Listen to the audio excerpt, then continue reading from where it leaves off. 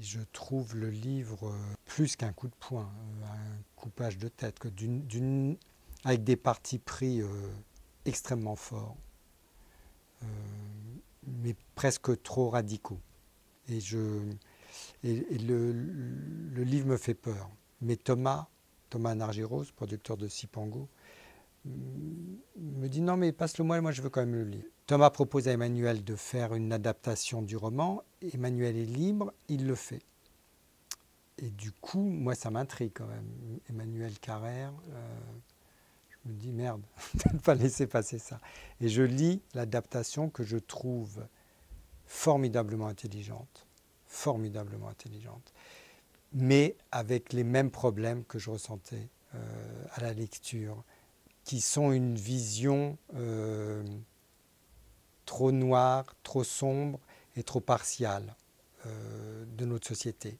Mais que je comprenais complètement parce que quand Thierry Jonquet écrit son livre, il l'écrit dans une France qui refuse de voir la réalité des choses, ce dont on parle maintenant qui est le fameux angélisme de gauche. Mais quand Thierry Jonquet écrit son livre, Ilan Halimi n'a pas été enlevé et les émeutes n'ont toujours pas commencé.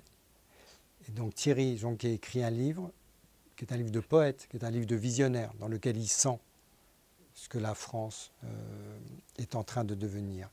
Mais moi, ça me fait peur. Ça me fait peur parce que je sais bien qu'incarner, ça va prendre une dimension 1000 fois plus forte. 1000 fois plus forte. Sur un débat qui est extrêmement difficile, qui fait que c'est extrêmement difficile de parler des Juifs, c'est extrêmement difficile de parler des musulmans, sans qu'immédiatement on vous accuse de stigmatiser ou de créer de l'antisémitisme ou de ne rien comprendre ou de monter une communauté contre l'autre. Donc j'ai eu peur. Mais ça a pris un an de travail parce que je suis allé sur le terrain. C'est-à-dire que j'ai commencé à aller dans les collèges, j'ai commencé à rencontrer des profs. Je l'ai fait lire à quelques amis que je respecte, dont certains sont arabes. Et les réactions étaient d'une virulence. Avec des gens qui me disent « je ne t'adresse plus jamais la parole si tu fais ce film ». Et je les sentais sincères. Donc je me disais « c'est intéressant, il faut y aller, il faut continuer ». Et donc j'ai bossé un an. Et Emmanuel fonctionnait à ce moment-là comme un retour de lecture. Je bossais avec des gens, je les interrogeais, j'écrivais, j'envoyais à Emmanuel, qui rédigeait ça en bon français.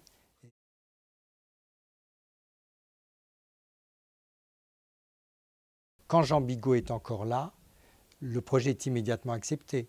Ce qui caractérisait Jean Bigot, c'est la prise de risque. Jean, il aimait que ça secoue. Donc Jean, il accepte immédiatement le projet. Lorsqu'il y a un changement d'équipe et que Anne Holmes et Vincent Meslet apparaissent, le projet s'arrête. Et le projet s'arrête certainement parce qu'ils ne l'ont pas initié, deux, parce qu'ils ont les réticences que j'ai, quelque part. Et ce qui a été malgré tout assez formidable de leur part, mais qui est aussi lié... alors, je me mets pas dedans, comme ça je vais passer pour un garçon modeste, mais la qualité des noms. Quand tu as Jonquet et Carrère, et que tu es responsable de la fiction dans un service public, tu as quand même du mal à justifier que tu vas refuser un texte de Jonquet et Carrère.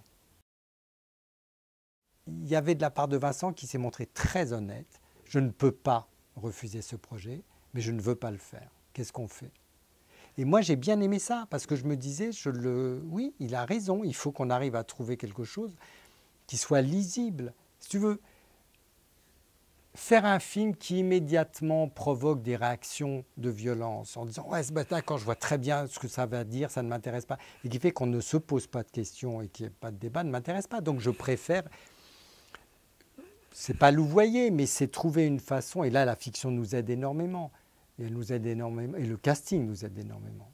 C'est-à-dire de comment arriver à raconter des choses dures avec des gens qui sont, avec lesquels on est en totale empathie. Samy Seguir, c'était une évidence. D'abord parce que j'avais déjà tourné avec lui dans Harki, et puis parce que Neuilly sa mère l'avait rendu extrêmement populaire. C'est un film qui a fait plus de 2 millions d'entrées. quand je tournais en banlieue avec Samy, mais c'est une star. Donc là, je jouais le jeu de la chaîne, qu'il ne comprenait pas très bien d'ailleurs. Il ne savait pas trop, j'ai l'impression qu'il était... Je leur disais, mais vous ne vous rendez pas compte. Enfin, sur un film comme celui-là, avoir le héros de Neuilly sa mère, mais c'est tout le bénéfice. Donc voilà, donc Samy s'impose immédiatement. J'ai vu beaucoup de monde.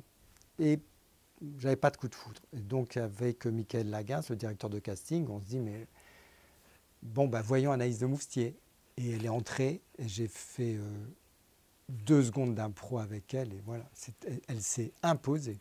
Elle s'est immédiatement imposée. J'ai commencé le casting sans savoir où j'allais tourner. Oui. Et puis quand j'ai trouvé le collège là, avec une principale absolument exceptionnelle, le deal aussi, c'est que je faisais travailler les enfants du collège. Et que elle a accepté tout de suite, alors que énormément de collèges ont refusé l'idée d'un tournage qui raconte en plus une histoire comme celle-là.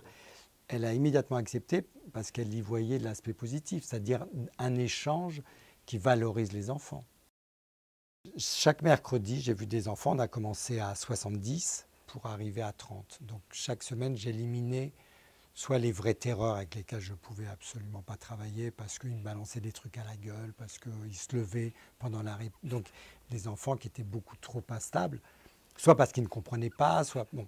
Et donc la seule réflexion qu'on m'a faite, et qui est certainement vraie, une vraie prof, et d'abord j'avais des vrais profs à l'intérieur du collège qui jouaient, donc qui étaient présents à tout moment, pour être certain que je ne faisais pas trop de conneries, mais ils me disaient, mais cette classe est fausse, parce qu'elle est composée de 30 enfants très intelligents. Et elle me disait, dans la réalité, évidemment que c'est... Elle me disait, dans une classe normale, on en aurait 3 comme ça. Il était clair dans l'esprit d'Emmanuel et dans le mien que ça ne serait pas ces dialogues-là. Et qu'il n'était pas question de faire apprendre un texte à des enfants. Ce qui est important, c'est de leur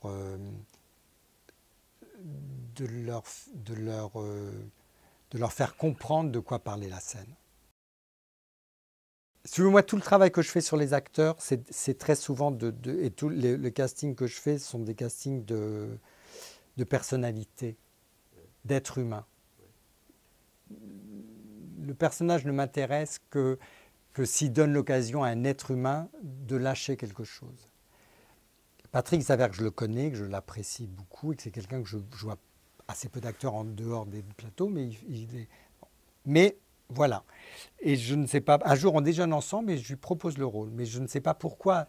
Peut-être bêtement parce que je l'aime bien et que je me dis, bon, ça va être un film dur, et j'ai envie de quelques complices. Et la veille de cette scène, Patrick me dit, tu sais, je ne te l'ai jamais dit, mais hier je suis allé manger chez mon frère.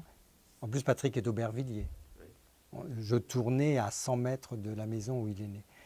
Et Patrick me dit, donc j'ai dîné avec mon frère et mon frère est professeur de collège.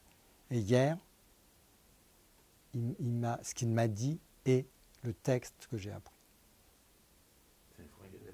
Et si tu veux, Patrick est formidable dans ses scènes, comme je l'ai rarement vu. Il est son frère. Il parle pour... Et Patrick m'a dit avant, dans ce que je fais de cette scène, j'ai une énorme responsabilité parce que mon frère va voir ce film. Et donc il joue avec ça en tête. Et ça donne...